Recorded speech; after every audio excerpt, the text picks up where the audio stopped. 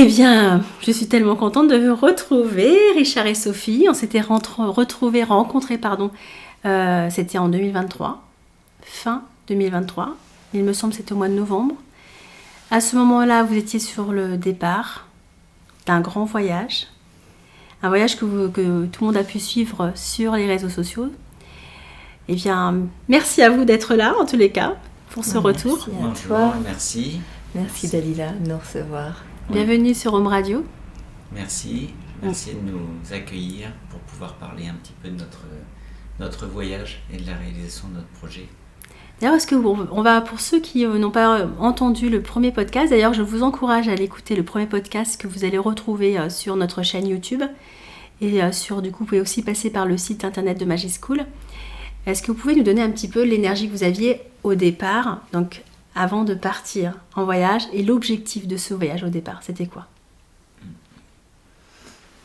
Alors en fait, on est parti vraiment on va dire presque sur un coup de tête, parce qu'on avait envie déjà de ce tour du monde, mais on avait surtout envie de découvrir un nouveau lieu pour travailler au soleil. Et on hésitait où aller, à droite, à gauche, les Antilles, d'autres endroits, enfin bon. Et au final, on s'est dit pourquoi on ferait pas le tour du monde et on s'arrêterait là où on veut travailler, là où on se sent bien. Et c'est ce qu'on a fait.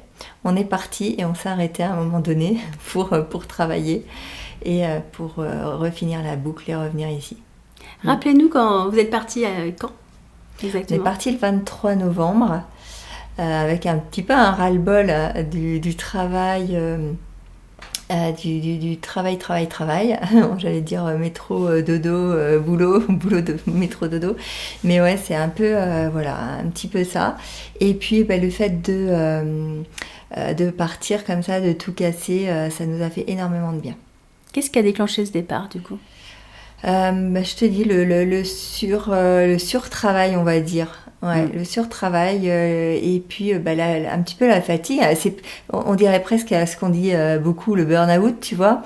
Mais pour Richard, franchement, ça a été limite. Et puis pour moi, je l'avais un peu anticipé parce que avec le Covid. Voilà, j'ai arrêté mon activité, j'avais un salon d'esthétique, j'ai arrêté. J'ai fait une école d'hypnose, j'ai continué les formations que je donnais, les formations de massage du monde. J'ai continué aussi à distance, mais c'était le ras-le-bol de faire toute la journée, du matin au soir, du travail. L'envie de quitter, je pense, une certaine routine. Je crois que c'était ça surtout le plus important. Pour ma part, c'est vrai que le travail, ça a motivé notre départ un peu plus loin et longtemps. Mais je crois que l'un et l'autre, en fait, on avait vraiment envie de casser ce quotidien en se disant pourquoi pas poursuivre et continuer de pratiquer des métiers qu'on aime tous les deux. On est dans le soin avec Sophie tous les deux. Tu fais quoi toi, Richard ? Moi, je suis infirmier anesthésiste. Je travaille donc dans un bloc opératoire, dans des services de soins intensifs, etc. Donc c'est des unités très particulières. J'aime mon métier, mais je suis arrivé, je pense, à un âge et un moment de ma vie où j'avais envie de retrouver l'essentiel du soin. C'était quoi l'essentiel ? L'essentiel, c'était de prendre soin de l'autre sans attendre quoi que ce soit en retour et d'offrir toutes mes compétences finalement pour pouvoir rendre service, pour pouvoir me sentir utile, retrouver. Alors ça aurait pu être dans un cadre humanitaire, ça aurait pu être lors de missions diverses que l'on a réalisées d'ailleurs au cours du voyage. Travailler dans différents lieux pour ne plus se sentir entre guillemets salarié d'une entreprise ou sortir un peu du contexte habituel. Sortir de l'hôpital, sortir de la routine, de voir tous les jours les mêmes collègues, les mêmes personnes, d'arriver dans un même lieu que l'on connaît finalement, où on n'observe plus grand chose. Et moi, je voulais retrouver ce plaisir-là. Je voulais retrouver en fait le sens de mon métier. Et je pense que dans le voyage, j'ai vraiment retrouvé ça et ça a été un bonheur indescriptible, puisqu'en fait, je me suis dit, finalement, tout ça, c'est possible. C'est possible de revenir à l'essentiel de notre travail, comme si on nous avait confié une mission, mais qu'on avait oublié, entre guillemets, l'objectif de cette mission. Donc, c'est ce qu'on avait envie de retrouver. Donc, on s'est dit, pourquoi pas aller le faire ailleurs. Quels sont les pays, du coup, que vous avez traversé. On a traversé beaucoup de pays. On a quand même. Initialement, on devait partir un petit peu vers le Moyen-Orient, Proche-Orient. Bon, compte tenu des événements politiques, c'était certainement pas la bonne période avec le conflit israélo-palestinien. Voilà, on a été contraint d'annuler certains vols. Donc, on s'est dirigé un petit peu au sud de l'Europe d'abord. On avait orienté notre voyage plutôt sur l'hémisphère sud pour rester dans un pays plutôt chaud, de façon à emporter avec nous peu de vêtements, ne pas s'encombrer bien entendu comme le quotidien. Et puis donc ensuite on est parti donc vers la Grèce. On a ensuite pris la destination un petit peu des Émirats. Et puis ensuite on a commencé à avancer. Du coup, Oman. On a fait les Émirats, mais Sud-Émirats arabes. Et puis après on s'est laissé porter par le voyage en fait. On n'avait pas choisi de réelle destination. Il y avait des pays qu'on avait décidé de traverser, mais sans limite de temps. Donc on s'est dit on va essayer plutôt de faire un voyage un peu un voyage libre, sans date de retour. Ça c'était la chose la plus importante. Donc comme ça on n'avait pas la contrainte effectivement d'être à un moment donné dans une certaine région.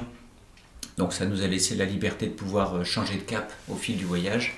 Et au fil des rencontres, c'est ce qui a été certainement le plus beau d'ailleurs de notre voyage, toutes ces rencontres qui nous ont parfois détournés, mais en même temps, on était toujours au bon endroit et au bon moment, je pense.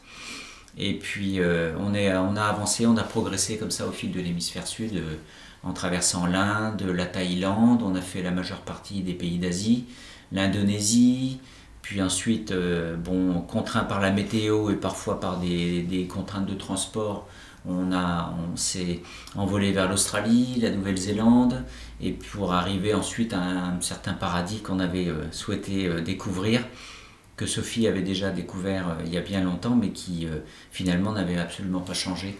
Et là, on a posé nos bagages pendant quelques temps, Quel au bout pays de 6 mois. Ouais. Quel pays? La Polynésie. Voilà. C'était pas l'endroit que vous avez parlé d'ailleurs Oui.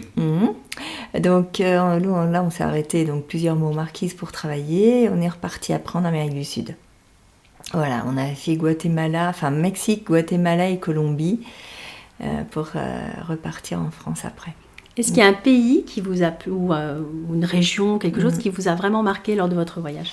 On a été marqué par plein de pays, et c'est même pas plus les pays, c'est autant les rencontres, les populations. Ouais. Mais c'est vrai que le Laos nous a enchantés. Ça a été un vrai coup de cœur, le Laos. Ça a été notre premier coup de cœur, je crois, des 5-6 premiers mois de voyage, où même parfois on a envisagé de pouvoir peut-être y rester, de faire un petit parcours de vie. On a été tellement accueillis par les gens et je sais pas, il y a une simplicité, une joie de vivre qui nous a vraiment donné envie d'aller plus loin, quoi. Puis pas simplement de poser incroyable. des bagages. Oui, et puis tout. c'est la culture, la simplicité des gens, cet esprit de liberté, de vivre, d'avoir autant de richesses en possédant si peu de choses finalement. Parce que en fait, le sens de notre voyage, je crois qu'il est là, quoi. Je crois que la liberté qu'on a eue, c'est de tout laisser derrière nous, d'emporter simplement quelques bagages, enfin l'utile pour le quotidien, et sans rien posséder, en fait, on avait l'impression d'avoir accès à tout. Donc ça, c'était vraiment chouette, quoi. La Polynésie, en fait, ce qui est marrant dans le parcours, c'est que on nous a sollicité en fait pour un poste de travail lorsqu'on était en Australie, sans vraiment envisager d'y aller tout de suite. Et c'est comme s'il y avait quelque chose qui nous appelait là-bas. Et ça, cet appel-là, en fait, on l'a ressenti dès qu'on est arrivé, dès le premier jour, en arrivant à Tahiti, puis aux Marquises. On a eu l'impression qu'ici, en tout cas là-bas, dans les îles Marquises, qui est une des archipels les plus éloignés de Tahiti, et qui malgré tout est au milieu du Pacifique, quoi. C'est vraiment isolé, c'est loin de tout, c'est une des destinations les plus loin de la France. Et on avait l'impression d'avoir, qu'il y avait quelque chose qui nous attendait sur place, quoi. Ce qu'on appelle le mana là-bas, la force polynésienne, ils appellent ça le mana. Et c'est une force en fait qu'il y a là-bas, où qu'est-ce qu'on c'est pourrait, un esprit, on appellerait ça comme une force intérieure en fait. C'est comme un esprit, un état d'esprit qui vous envahit et qui vous permet de réaliser tout un tas de choses, de croire en l'impossible. Enfin, ils appellent ça le mana. Et le mana, c'est vraiment l'esprit. C'est comme une énergie.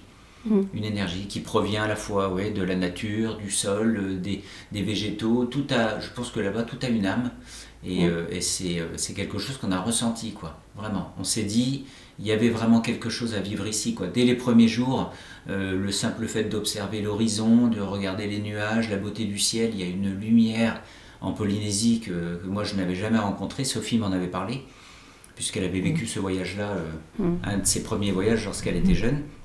Et elle m'a dit, on essayera de ne pas aller en Polynésie tout de suite, puisque la beauté des lieux, finalement, va, entre guillemets, un peu entacher ce qu'on verra peut-être après. Et c'est vrai, quand on est arrivé là-bas, on a eu l'impression d'arriver dans un coin de paradis, quoi, d'être un peu au niveau d'une, je sais pas, comme l'aboutissement, entre guillemets, d'un voyage, quoi.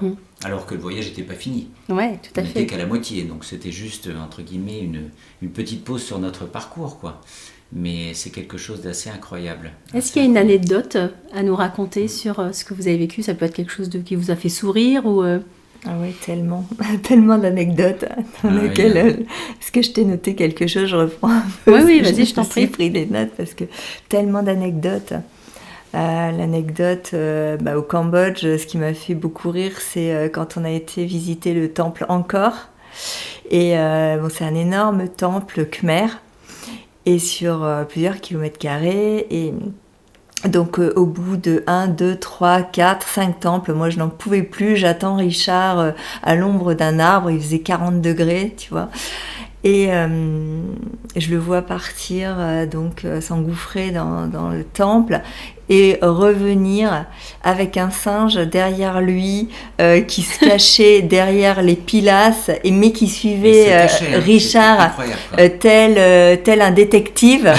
Le petit singe qui suivait à la trage, qui portait un sac en fait. Et c'est parce qu'il y avait un petit peu de nourriture dans son sac qu'il tenait à la main. Et il était hyper excité d'essayer de piquer ça et je le vois à travers tout le temple en fait. Mais sans que je le très vois. Drôle. C'est-à-dire qu'il me suivait, il montait sur la roche, les pierres, les arbres, il m'observait à distance et Sophie voyait que le singe était derrière moi et moi les gens rigolaient, moi je voyais pas trop ce qui se passait en fait. Et c'est en arrivant sur le parking où là le singe a commencé à se rapprocher un peu méchamment pour essayer de me chipper ce que j'avais dans le sac parce que je pense qu'il cherche uniquement que de la nourriture. C'était très drôle. Mais c'était rigolo quoi, c'était vraiment comme s'il m'attendait. Il s'est dit lui, je vais m'occuper de lui. Il a de quoi faire, là ça me plaît bien. Mais je crois que sincèrement, je pense que on a beaucoup d'anecdotes à raconter avec des rencontres, lors de rencontres, dans des familles, des lieux un peu improbables. Mais je crois que les animaux ont fait partie vraiment du voyage avec nous. On a vécu de très très belles choses, parfois même qui étaient difficiles à décrire, donc on n'avait pas toujours l'opportunité de pouvoir faire des photos ou des vidéos. Je crois que le plus beau, je pense, et ce qui restera le plus ancré en nous, c'est vraiment les rencontres avec les animaux. Alors l'anecdote avec les gens, moi je dirais c'est celle quand même du mariage au Laos. Pour moi ça a été quelque chose de pas simple, quoi. Sophie, on se promenait dans des villages au Laos et puis c'est un village qui était extrêmement pauvre. Il n'y avait pas grand-chose, mais lors d'événements comme ça, lorsqu'il y avait un mariage, en fait, tous les gens du village et des villages aux alentours étaient conviés. N'importe qui peut venir, effectuer une offrande aux mariés et puis s'inviter au mariage et participer à la journée sans limite. C'est-à-dire que ça peut durer une journée, 2 jours, 3 jours. Tant qu'il y a de quoi ravitailler tout le monde, en fait, le mariage continue. Donc c'est entre guillemets le mariage d'un peuple, d'un village. C'est assez original. Et on a été invités. Et en fait, ils nous ont invités tout à fait spontanément et on a été la mascotte du mariage, quoi.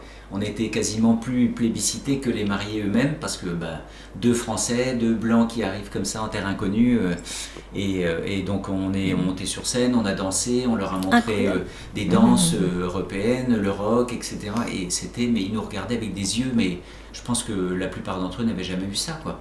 C'est des gens qui la plupart du temps restent dans leur village et c'est quand même des peuplades un petit peu au fin fond du Laos qui connaissent très peu de choses de la vie moderne et finalement ils ont été assez étonnés, quoi. Ça, et puis je dirais pour moi la rencontre la plus marquante, ça a été quand même de nager avec les baleines. Ça c'est quelque chose que j'attendais depuis très très longtemps, je ne savais pas si on aurait l'opportunité de le réaliser et finalement en Polynésie on a super. Au niveau de la faune et de la flore, je pense qu'on a tout réalisé. Oh là là, je crois qu'on a vécu des moments assez incroyables. Nager avec les raies manta. Nager parmi les raies manta au-dessus, en dessous, les raies manta de 4 mètres, c'était extraordinaire. Ça c'est vraiment génial. C'est des moments où là, je crois que le temps s'arrête, quoi. Il n'y a pas grand-chose qui a de l'importance à ce moment-là. On sait qu'on est au bon endroit, au bon moment. Et ça s'est fait sur Bora Bora, où j'avais vu pour son anniversaire, pour l'anniversaire de Richard, qui est au mois de mai. Je voulais l'emmener sur Bora Bora et je vois les tarifs excessifs en fait des hôtels, etc. Et je vois sur Insta donc une personne qui ouvre sa porte généreusement, gratuitement. Et je l'appelle et en effet, il avait donc un petit bout de garage au fond de sa cour qui était disponible pour nous recevoir et au pied de chez lui, les Raymanta. Donc c'était extraordinaire, une personne en or, Jean-Philippe. Et ouais, il nous a vraiment fait passer 4 jours complètement inoubliables. Je crois que c'était un anniversaire dont on se souviendra longtemps en fait. C'était marrant parce que je pense que c'est un Français qui, comme nous, avait envie de casser un peu son quotidien. Il a tout plaqué il y a quelques années. Il était en Polynésie depuis, je ne sais pas, une dizaine d'années à peu près. Il travaillait dans le bâtiment, il a trouvé une opportunité de travail et puis finalement il n'est jamais rentré. C'est souvent un peu le profil des gens qu'on a rencontrés dans le voyage. Soit c'est des gens qui se contentent d'une évasion un peu touristique comme ça, ou alors effectivement beaucoup de gens qui se perdent, mais qui finalement finissent par se retrouver comme ça dans un pays ou auprès d'une culture qu'ils ne connaissaient même pas. Et ça, c'était marrant de voir comme ça tous ces parcours. Et Jean-Philippe en fait nous a ouvert sa porte. Mais tout simplement, en toute tranquillité, il nous a dit écoutez, moi je vous offre le gîte, le couvert, on fait des activités ensemble. Ce que j'aime, c'est rencontrer des gens, revoir des Français, et puis partager un peu des moments sympas. Et puis finalement, on est resté 3 jours, 4 jours chez lui, et il nous a fait vivre des moments incroyables, mais d'une gentillesse et d'une simplicité. Il vivait de peu de choses, il avait, il travaillait dans le bâtiment, sa maison c'était à la fois son entrepôt, son bureau, des animaux, des chats partout, des chats qu'il nourrissait à la noix de coco, chose assez improbable, mais ça fonctionne très bien. Comme quoi, ça fonctionne. Voilà, des portées de chats au lait de coco, qui mangeaient de la coco tous les jours, mais surtout super gentil quoi. Il nous a absolument rien demandé. On a partagé plein de choses avec lui, on a beaucoup discuté et voilà, c'était une belle, incroyable, une belle rencontre. Comme quoi. Une belle rencontre. Ouais. Et ça donne surtout envie finalement de se dire que quand on a envie de vivre simplement, c'est quelque chose qui est tout à fait possible, bien Mais sûr. ce qui nous a le plus étonné, c'est ça en fait, c'est rencontrer des gens. Ça a commencé vraiment dès le premier pays qui était la Grèce, où on achetait 3 bananes par exemple, ils nous donnaient une pastèque. Enfin déjà les gens, tu vois, tous les commerçants pratiquement où on passait, à chaque fois ils nous donnaient quelque chose, ils nous offraient en plus quelque chose. Les gens dans la rue qui nous voyaient en train de chercher quoi que ce soit, venez chez nous, on va vous offrir ci, on va vous offrir ça. Enfin vraiment quelque chose qu'on n'avait pas du tout l'habitude et où on était... je pense que voilà, pas assez de rencontres en fait dans notre pays, pas assez de rencontres différentes, où là on s'est complètement ouvert à tous ces gens, toutes ces rencontres et ça a été exceptionnel, complètement incroyable. C'est ça en fait, je crois que ce qui est le plus beau dans ce voyage, c'est la générosité en fait des gens. La générosité, la simplicité, comme dit Sophie, c'est vrai que j'ai l'impression, surtout d'autant plus qu'on est rentré, depuis notre retour, là, j'ai l'impression qu'en fait, les gens, chacun vit un petit peu dans son mode de vie, dans ce qu'il a choisi, décidé ou dans ce qu'il subit. Mais dans le voyage, on avait l'impression qu'en fait, les gens ne sont pas forcément comme ça. Les pays qui vous accueillent, on a beau être de simples touristes dans certaines régions. Malgré tout, lorsqu'on montre aux gens qu'on est là, pas dans un but touristique, mais simplement de découvrir un peu leur mode de vie et de s'intéresser à leur quotidien, là les gens se comportent complètement différemment. Mais justement, au-delà du tourisme, tu vois, ça nous a vite lassé de faire uniquement du tourisme, et c'est pour ça qu'on est parti sur le volontariat, pour vraiment être au cœur en fait de ce que les gens vivaient. Tu peux expliquer le volontariat ? Alors ce qui s'appelle aussi le woofing. Donc tu es logé et nourri contre généralement 4 heures de travail pour la personne. Donc la première fois c'était par exemple au Laos où on devait laver la bufflonne. Pour eux le buffle c'est ils en ont parfois 1 par ferme et c'est vraiment l'animal très très important, ils en prennent très soin et sous une chaleur ouais, vraiment écrasante. Il faisait encore 40 degrés là-bas au Laos et on devait laver cette énorme bête matin, midi et soir dans le Mekong et on devait ramasser des cacahuètes. Donc déjà les cacahuètes on ne savait pas comment ça se ramassait donc il faut savoir que c'est comme des radis, tu tires dessus et tu as la botte de terre très sèche qui vient avec les cacahuètes et puis après dans quelque chose pour les tamiser cette terre, voilà. C'est une culture dans le sol en fait, mais alors dans des conditions quand même sont très précaires. Oui, c'est pareil. On a vu des gens qui n'avaient absolument aucun outil, ils n'ont rien du tout. Ils se servent des morceaux de bois, des bambous, des paniers faits avec de la tresse, avec des végétaux. Et le soir à 16h30, on avait les enfants du village pour faire le cours d'anglais.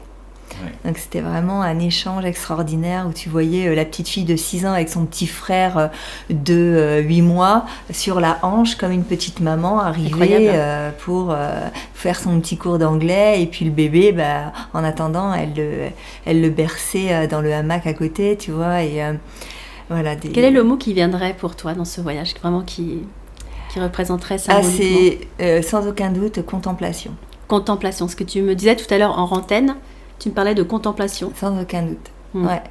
Dans le sens où c'est vraiment là que j'ai appris à rester en contemplation devant des petits coquillages en train de se battre avec le sable dans une flaque d'eau transparente.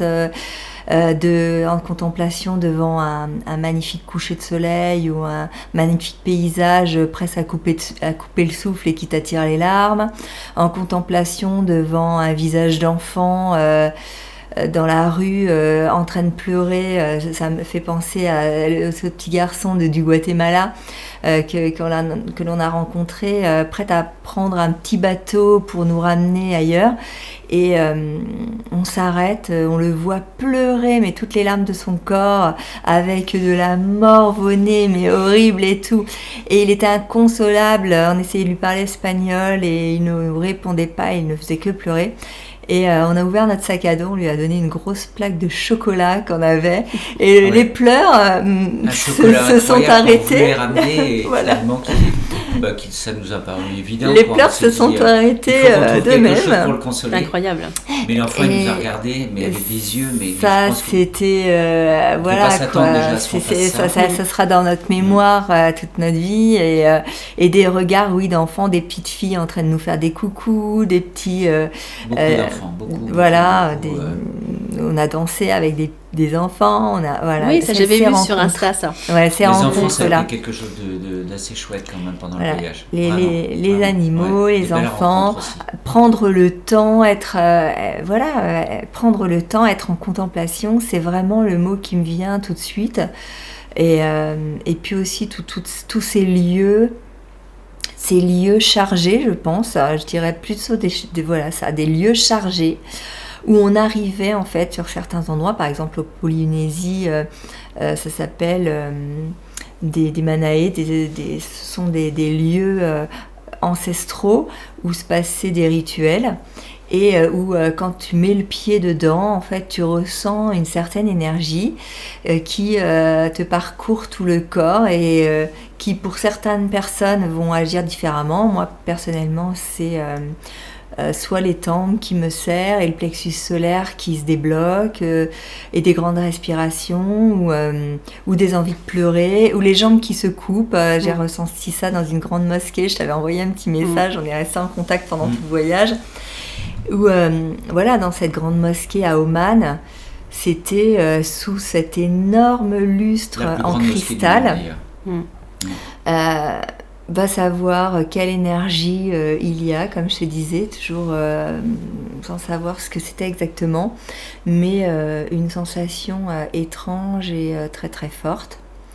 dans certaines églises, à une messe aux Marquises, où les tam-tams, les ukulélés, les guitares, énormément d'instruments, ça nous a et emportés, les chants marquisiens font que de toute façon t'as les larmes qui viennent, c'est incroyable. Et quand on est allé voir le prêtre après, qu'on lui a dit merci, il nous a dit j'espère que vous êtes bien nourris.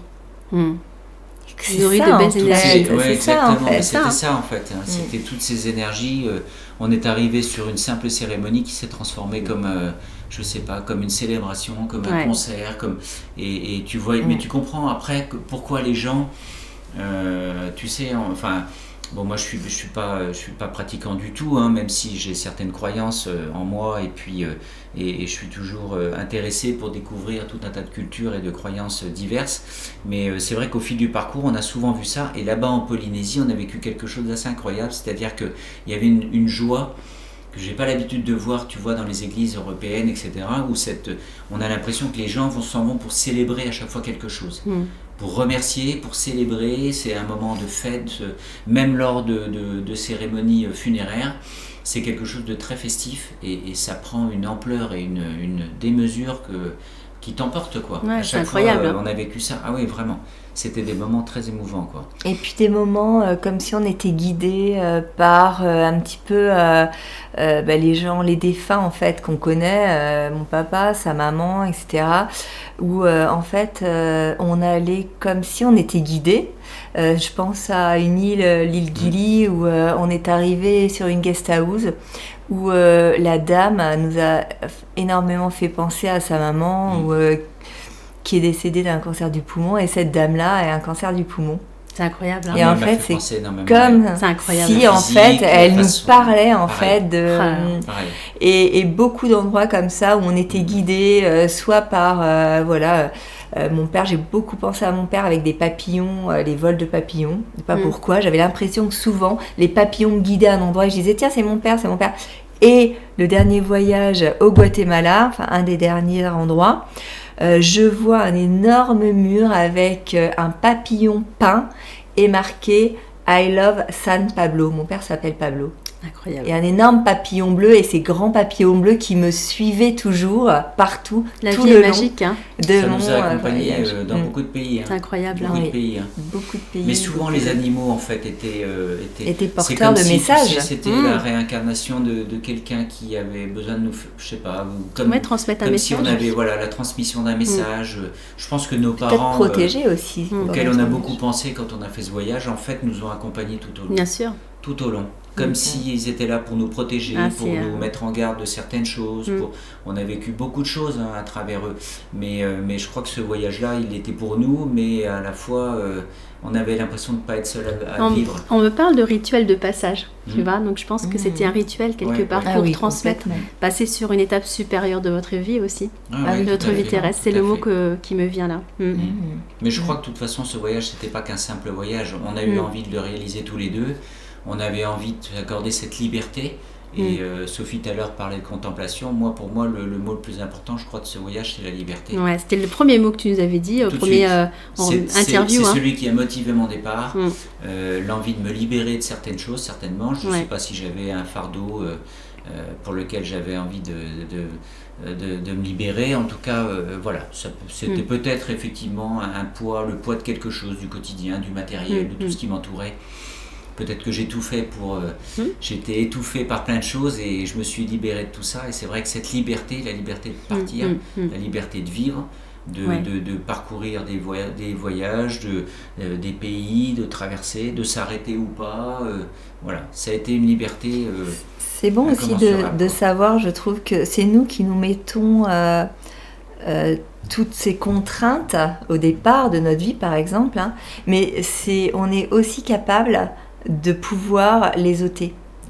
En fait, il y a beaucoup de gens qui nous disent mais moi je pourrais pas partir, j'ai ma maison, j'ai ma voiture, je pourrais pas faire ce que vous avez fait, mais comment vous avez fait? Mais en fait, ce qu'il faut bien prendre en en considération, c'est que en fait, on arrive à les mettre dans notre vie, toutes ces contraintes. Au final, au départ, on croit que ce sont des choses qui vont nous rendre la vie plus facile, etc. Après, on se rend compte que ce sont des choses qui nous alourdissent la vie, qui nous pèsent. Ce sont des choses qui nous pèsent. Et au final, on peut très bien aussi, puisque c'est nous qui les avons mis dans notre vie, on peut aussi s'en libérer et s'en défaire. Bien sûr.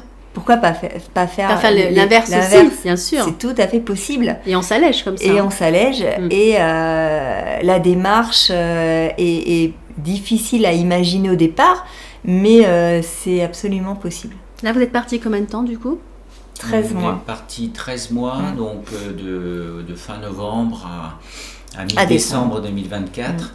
Et la chose que je voulais moi rajouter, qui est importante, je pense, c'est que on est parti avec un sac à dos, un sac de randonnée, comme celui qu'on aurait pu utiliser pour 3 jours en montagne, c'est-à-dire que c'est des sacs de 40 litres.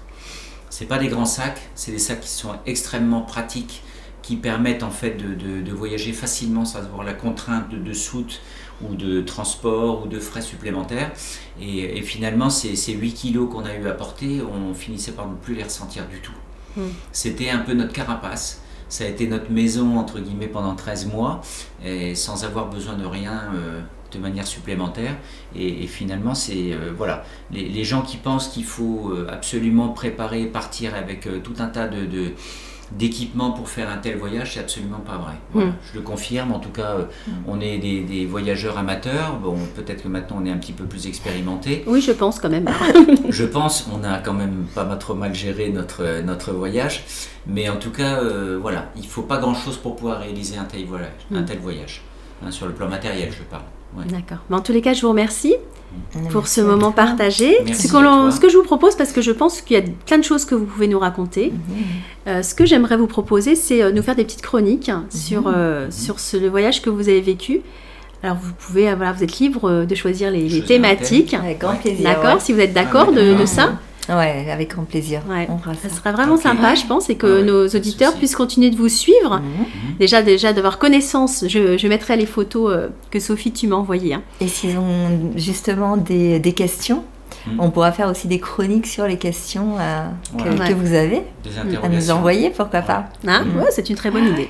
On part sur ça, ce sera une belle continuité, puis après quand il y aura un autre voyage, ça permettra de se tenir au courant. Oui, parce qu'on pense déjà au suivant. Ouais, je me doute bien, c'est pour ça. Exactement.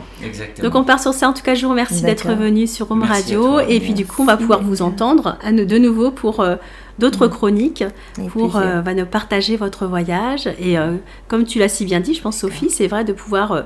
S'il y a des auditeurs qui ont des questions, n'hésitez pas à poser ces questions sur la page Facebook Home Radio ou Instagram de Home Radio, et je transmettrai les questions directement à Sophie et Richard pour qu'ils puissent y répondre lors d'un podcast. Merci beaucoup. Au revoir, merci beaucoup. Merci à tous, et puis à très bientôt pour le prochain voyage. Je regardais 34 minutes. C'est que j'ai stoppé. D'accord. J'ai vu le temps, j'avais encore plein de trucs à dire à mon avis. Et